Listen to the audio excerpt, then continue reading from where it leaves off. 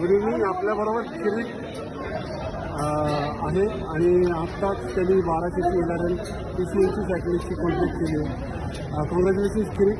Thank you. तुला काय असा तुझा हा अनुभव या रेसचा, या BRMचा काय असेल तुझ्या फर्स्ट ऑफ शब्दात? ऑल मी ही BRM केली PCMCची आणि हा रूट मी पहिल्यांदाच केला पुणे ते हैदराबाद. ओके. खूप सुंदर रूट आहे, पूर्ण टार रस्ता आहे बरोबर. आणि खड्डे बिड्डे एकदमच कमी आहेत, काहीच नाही. जिथे कामं चालली आहेत तेवढाच फक्त पार्ट हो. थोडासा खराब आहे, बाकी काहीच प्रॉब्लेम नाही. उलट सुंदर रस्ता आणि जिथे जिथे सपोर्ट सांगितला होता त्या सर्व ठिकाणी PCMC सपोर्ट प्रॉपर होता, काहीच प्रॉब्लेम नाही. आणि स्लिप मॅनेजमेंटचं कसं तू केलं?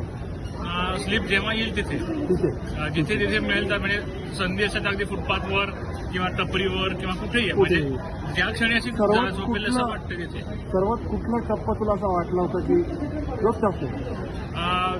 हे जाताना म्हणजे मला नावं नाही आठवत, नळदुर्गवरनं जाताना पूर्ण हेडविंड आणि हीट दोन्हींनी पूर्ण किल झालं. आय थिंक तू ग्रुपवर पण मेन्शन केलं होतं ते. प्रचंड हेडविंड होतं आणि पण BRMला आपण म्हणतो कसं keep moving is very important.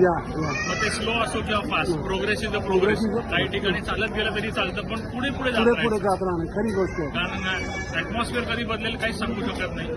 कशी वाटली PCMC सायकलिस्टची मॅनेजमेंट कशी होती? मॅनेजमेंट वॉज परफेक्ट, काहीच प्रॉब्लेम नाही. जे जे सांगितलेले सपोर्ट होते ते सगळे व्यवस्थित मिळाले. मिळाले. Very nice.